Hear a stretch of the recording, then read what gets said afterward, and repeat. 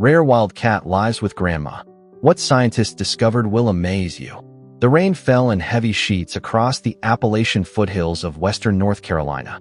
Thunder rumbled through the valleys, shaking the small houses that dotted the landscape around the rural community of Pine Creek. Inside one such house, a modest single-story home with weathered blue siding and white trim, 74-year-old Margaret Holloway sat in her rocking chair, her arthritic hands working methodically at a quilt as she listened to the storm rage outside. Margaret, known to everyone in Pine Creek simply as Grandma Maggie, had lived alone since her husband Robert passed away 5 years earlier. Their children had long since moved away to bigger cities with better opportunities, though they called regularly and visited on holidays. The isolation didn't usually bother her. She had her quilting circle on Tuesdays, church on Sundays, and a lifetime of memories to keep her company. But on nights like this, when the wind howled and the old house creaked, the loneliness seemed to seep through the walls like the dampness. A particularly loud crack of thunder made her jump, causing her to prick her finger with the needle. She winced, setting her quilting aside and rising slowly from her chair. Her joints protested as she made her way to the kitchen for a bandage, but a strange sound stopped her halfway there. A faint mewling, barely audible above the storm, seemed to be coming from her front porch. Now what in the world? Maggie murmured, changing course toward the front door instead. She flipped on the porch light and peered through the curtained window beside the door. At first, she saw nothing but rain sluicing down from the gutters. Then, a small movement caught her eye. There, huddled against the door, was a tiny, bedraggled kitten, soaked to the skin and shivering violently. "Oh, you poor little thing," Maggie gasped, quickly unlatching the door. The kitten didn't run as she'd expected. Instead, it looked up at her with startlingly bright eyes, a strange amber gold that seemed to glow even in the dim porch light. Without hesitation, Maggie scooped up the trembling creature.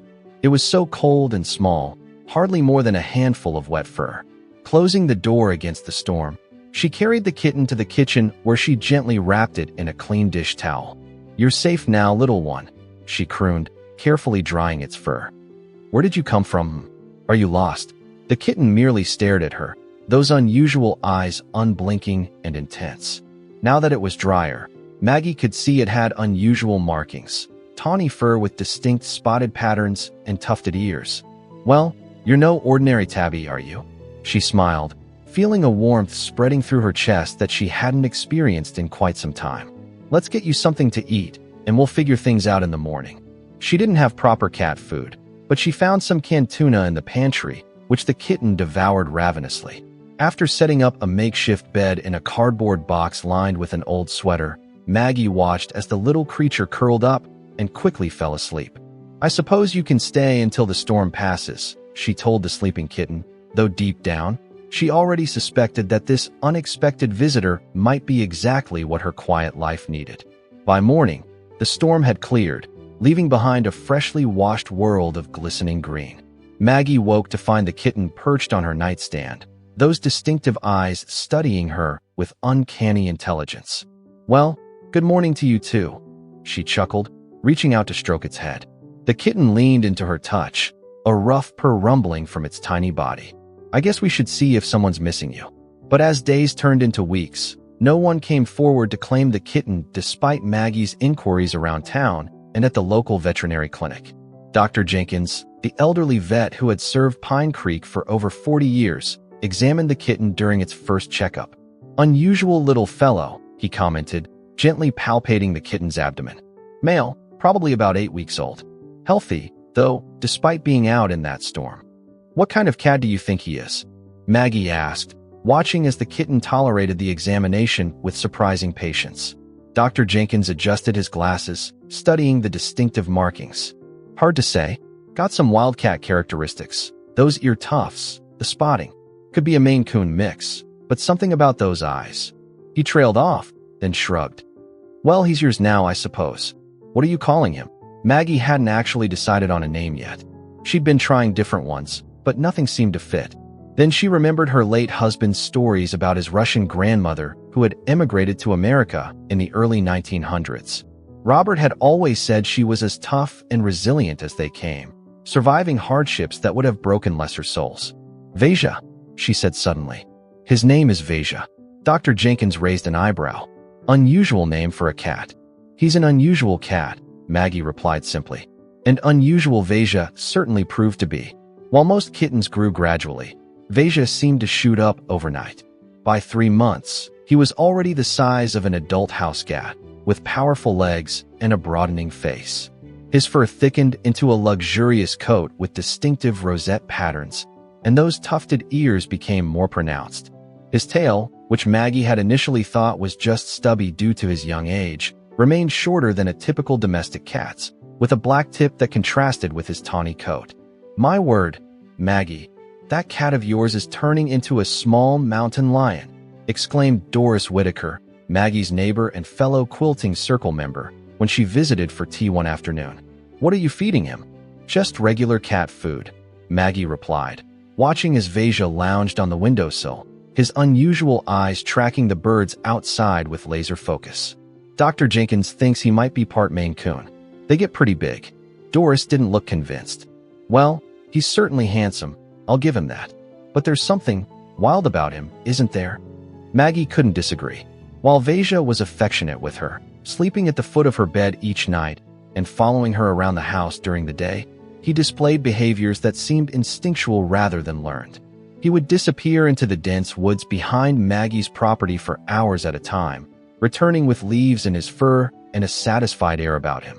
He never meowed like other cats, instead producing chirps, growls, and occasional screams that raised the hair on the back of Maggie's neck the first few times she heard them.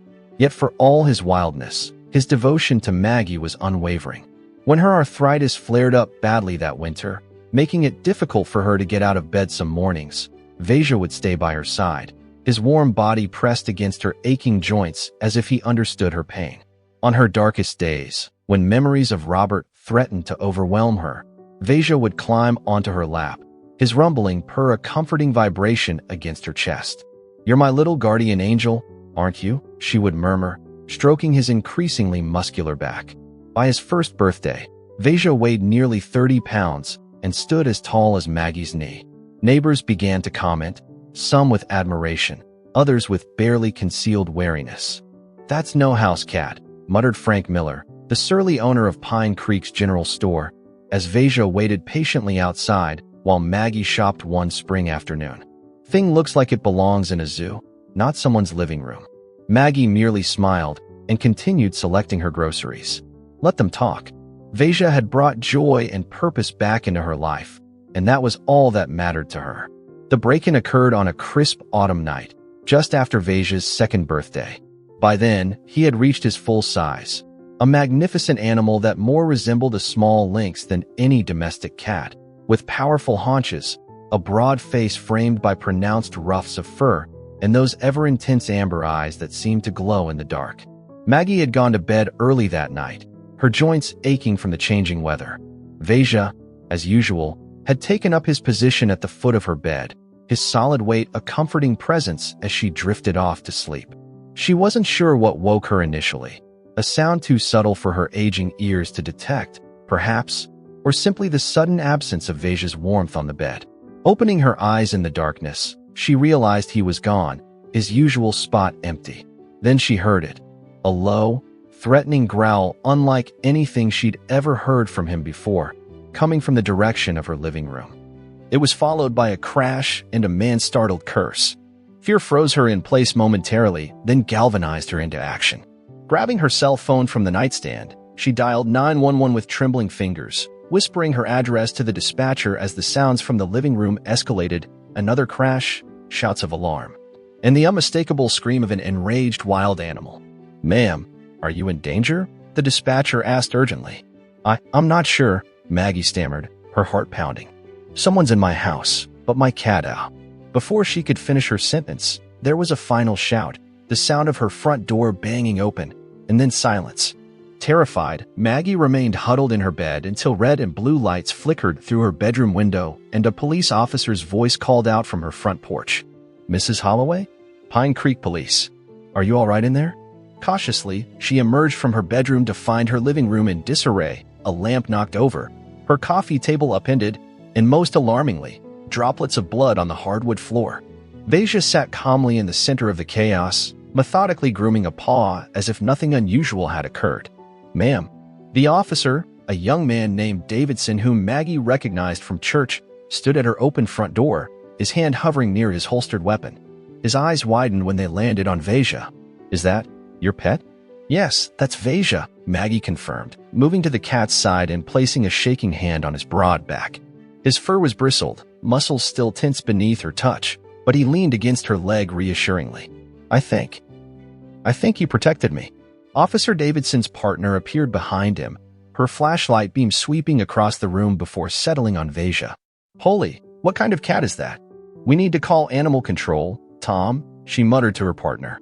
"No," Maggie said firmly, her fear suddenly replaced by protective instinct. "He's my cat, and he just saved me from whoever broke in here." "Ma'am," Officer Davidson said gently, that doesn't look like any house cat I've ever seen." Before Maggie could argue further, the radio on Davidson's shoulder crackled to life. "Units respond to Pine Creek Medical Center. 2 males with animal attack wounds just arrived by private vehicle, claiming they were attacked by a monster cat during a B&E attempt." The officers exchanged glances. Davidson's partner raised her eyebrows and pointedly looked at Veja, who had resumed grooming himself, seemingly indifferent to the turmoil around him. "I think we're going to need some experts to take a look at your pet, Mrs. Holloway," Davidson said finally. "In the meantime, we'll need to take your statement about the break-in." The next few days passed in a blur of police statements, community gossip, and increasing media attention. The would-be burglars, 2 young men from a neighboring town with prior records for similar offenses, had suffered significant injuries. One had deep lacerations on his face and arms requiring numerous stitches, while the other had a partially severed tendon in his right hand that would require surgery. Their story, initially dismissed as drug-induced hallucination, gained credibility when Officer Davidson filed his report describing the unusual animal he'd encountered at Maggie's home. By the time Dr. Elena Reyes and her team from the North Carolina Wildlife Resources Commission arrived in Pine Creek, the story had spread far beyond the small town's borders. "Mrs. Holloway, I'm Dr. Reyes," the biologist introduced herself on Maggie's front porch 3 days after the break-in. She was a tall woman with dark hair pulled back in a practical ponytail, accompanied by 2 younger researchers carrying equipment. "We'd like to examine the animal you've been housing, if that's all right." Maggie stood protectively in her doorway. Since the incident, she'd been fielding increasingly urgent calls from various agencies, all demanding to inspect or remove Veja. Her initial shock had hardened into stubborn determination to protect the creature who had protected her. "He's not dangerous," she insisted. "Not unless you're breaking into my home in the middle of the night." Dr. Reyes offered a reassuring smile. "We're not here to take him away, Mrs. Holloway. We just want to confirm what species he is and ensure he's healthy. May we come in?" Reluctantly, Maggie allowed them inside. Veja, who had become more subdued since the break-in, sat watching from the kitchen doorway, his amber eyes assessing the newcomers warily. Dr. Reyes stopped in her tracks when she saw him, an intake of breath the only indication of her surprise. "Remarkable," she murmured, crouching down to Veja's level but maintaining a respectful distance. "He's a bobcat, Lynx rufus, and a magnificent specimen at that." "A bobcat," Maggie echoed, staring at the animal she'd raised from kittenhood. "But he's been with me since he was tiny." "It's extremely unusual," Dr. Reyes agreed, carefully opening her bag to remove a camera. "May I?" "For documentation purposes." As Reyes photographed Veja, who tolerated the attention with surprising dignity, her colleagues set up equipment to take various measurements without handling the animal directly. The team worked cautiously but efficiently, collecting hair samples and documenting Veja's distinctive characteristics. "His behavior is the most extraordinary aspect," Dr. Reyes explained as they worked. "Bobcats are notoriously difficult to domesticate. They're solitary, territorial predators by nature. Yet he's clearly bonded to you in a way that defies typical wild behavior." Maggie watched as Veja eventually relaxed enough to approach Dr. Reyes, sniffing her outstretched hand before allowing her to gently stroke his head. "So what happens now? Will they take him away from me?" Dr. Reyes straightened up, her expression thoughtful. "Technically, it's illegal to keep a native wild species as a pet without proper permits. But this is an unprecedented situation. You didn't capture him from the wild. He came to you as a kitten, likely orphaned or separated from his mother during that storm." She pulled out a tablet, showing Maggie photographs of wild bobcats. The resemblance to Veja was undeniable, the same tufted ears, short tail, and distinctive facial ruffs. What we're seeing here is something quite remarkable from a scientific perspective. Bobcat kittens normally stay with their mothers for up to a year, learning hunting skills and wild behavior. Veja imprinted on you instead, creating an interspecies bond that's fascinating to observe. The younger researchers were barely containing their excitement as they collected their data, whispering animatedly to each other as they worked. "So I can keep him?" Maggie asked, hope rising in her chest. Dr. Reyes sighed.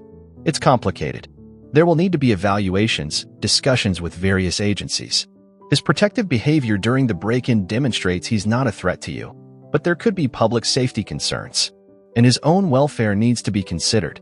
Maggie felt tears welling in her eyes. "He saved my life. Not just from those burglars, he saved me from loneliness after my Robert died. I can't lose him too." Perhaps sensing her distress, Veja abandoned his inspection of the researchers and returned to Maggie's side, pressing against her legs in a gesture she'd come to recognize as comfort.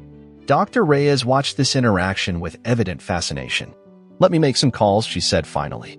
"This situation might qualify for a special case study. If you're willing to participate in our research, allowing regular check-ins and documentation of his behavior, I might be able to arrange a special wildlife rehabilitation permit that would allow him to remain with you." The following months brought significant changes to Maggie's quiet life. Dr. Reyes made good on her promise, navigating bureaucratic red tape to establish what she termed the Veja Project, a long-term study of bobcat socialization and human-wildlife bonding that allowed Maggie to legally keep Veja under supervision. Researchers came and went, setting up cameras around the property and conducting regular health checks on Veja. They constructed a spacious outdoor enclosure connecting to the house through a specially designed cat door, giving Veja freedom to exercise his natural behaviors while preventing him from hunting local wildlife or encountering hostile humans. The scientific community buzzed with interest in the case. Papers were published examining everything from Veja's dietary preferences to his cognitive abilities. Dr. Reyes's team documented how he recognized dozens of human words, demonstrated problem-solving skills far beyond those of domestic cats, and most remarkably, showed emotional attunement to Maggie's physical and psychological states. "He knows when my arthritis is acting up before I do," Maggie told the researchers as Veja curled his warm body around her swollen knee one chilly morning. "And on the anniversary of my husband's passing, he wouldn't leave my side for a minute, like he understood what day it was." The media attention was harder to manage. After the first few breathless headlines, "Grandmother's Savage Guard Cat Mauls Burglars," and "Wild Bobcat Lives Double Life as Elderly Woman's Pet," more thoughtful coverage emerged.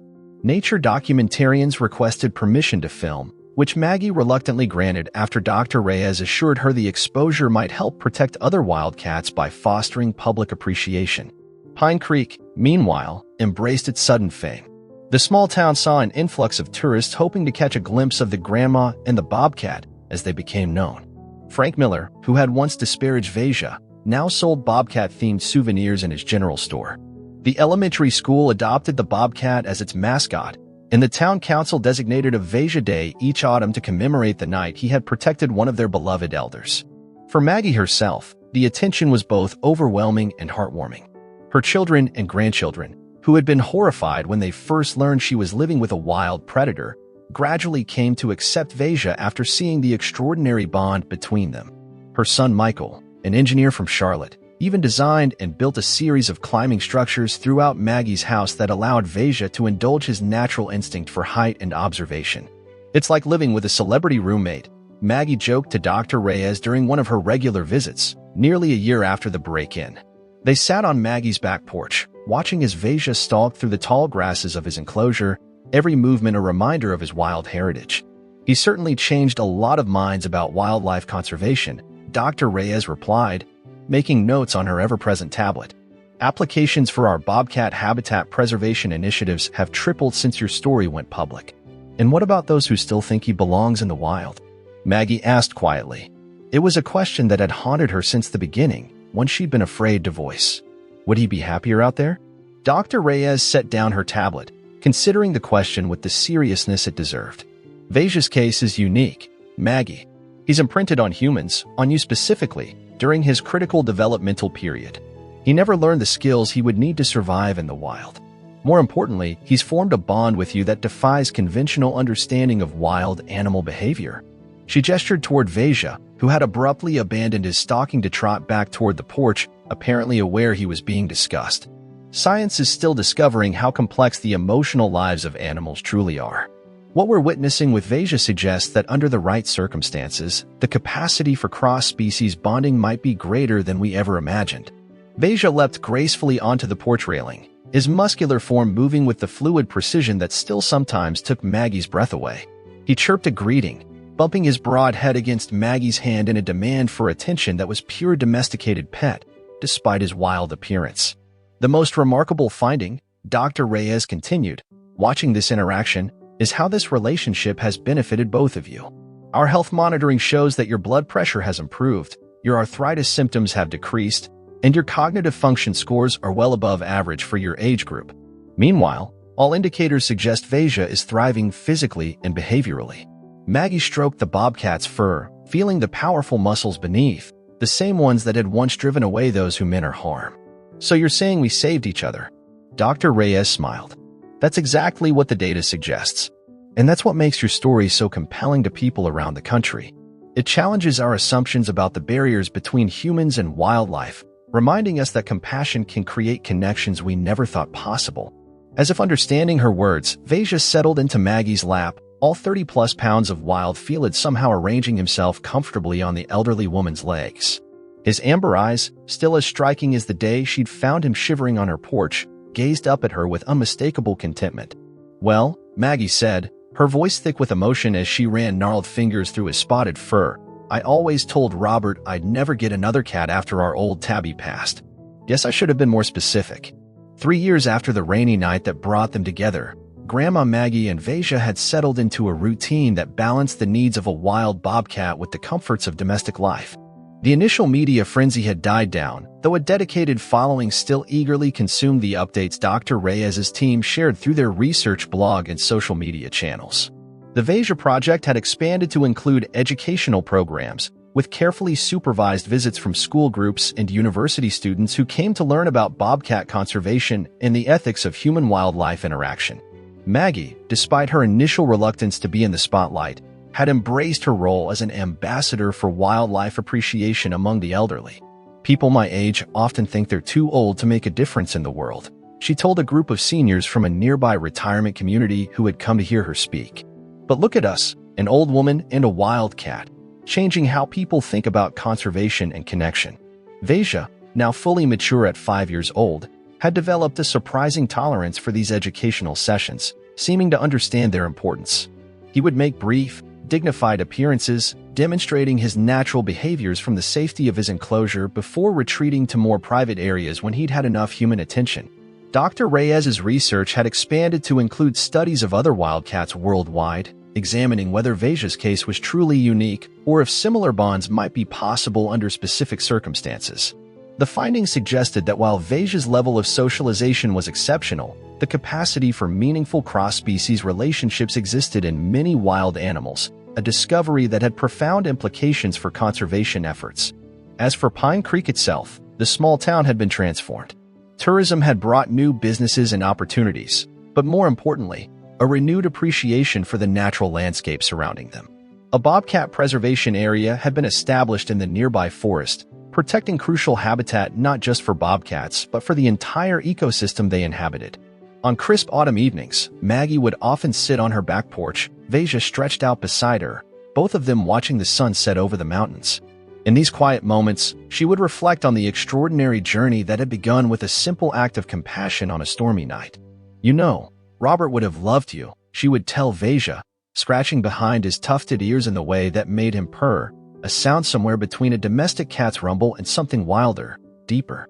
"He always said nature had the best surprises, if only we were paying attention." And as the stars appeared one by one above the Appalachian ridges, Maggie Holloway would silently thank whatever twist of fate had brought this magnificent creature to her doorstep, this wild heart that had chosen, against all odds, to share its life with her, proving that the most profound connections often come in the most unexpected forms. In the scientific journals, Veja's case would be described in careful, measured terms as an unprecedented example of interspecies bonding with significant implications for our understanding of felid cognition and adaptability. But in Pine Creek, the story was told much more simply, a tale of an elderly woman and a wild cat who had saved each other, reminding everyone who heard it that compassion creates its own kind of magic, bridging the divide between the human world and the wilderness beyond.